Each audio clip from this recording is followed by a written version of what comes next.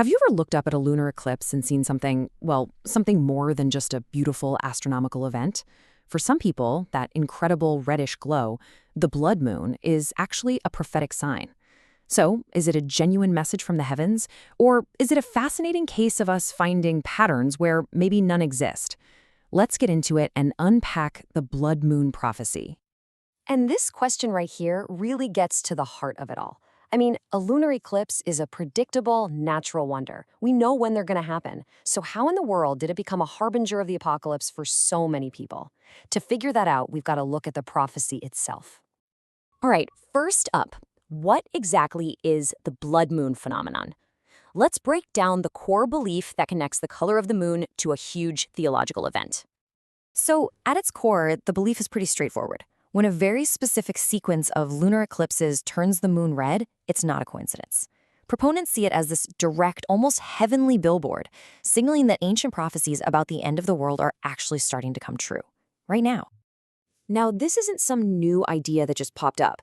It's an interpretation that's deeply rooted in ancient scripture. You know, this idea of a watchman on the wall, seeing danger on the horizon and sounding an alarm, it's a really powerful metaphor. The pastors and authors who champion this prophecy see themselves in that very role, like modern watchmen, warning us all about what's to come. And this brings us to a really important theological term, eschatological.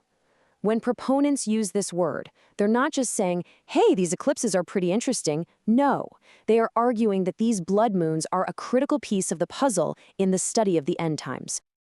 And just so we're all on the same page here, eschatology is that specific branch of theology that deals with all these ultimate big picture questions. So when someone says the blood moons have eschatological significance, what they mean is it relates directly to the final chapter of humanity's story, as they believe it's described in Scripture. So how exactly do they make this connection? How do you get from a lunar eclipse to the book of Revelation?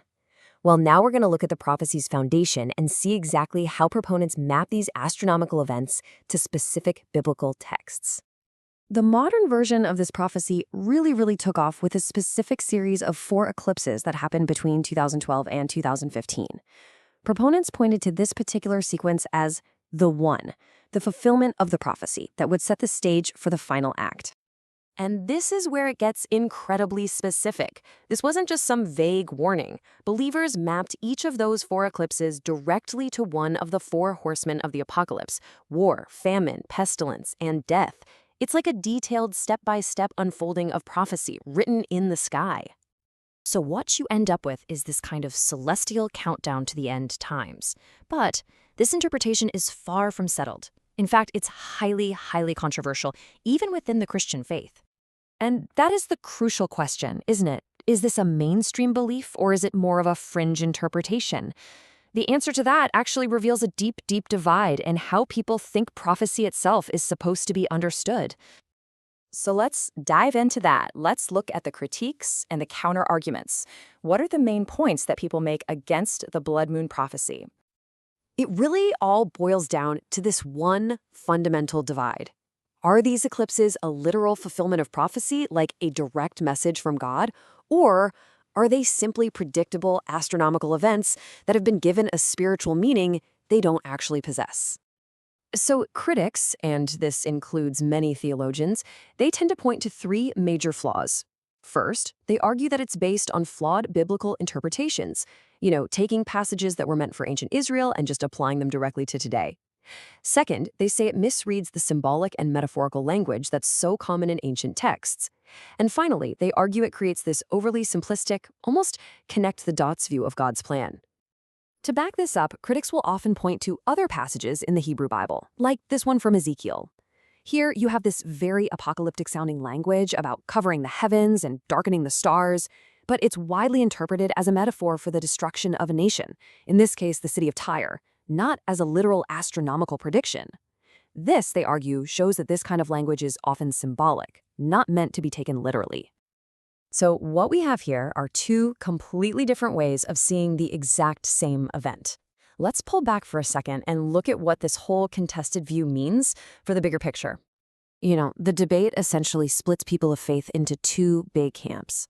On one side, you have those who see this as a genuine, urgent warning, a real call to prepare.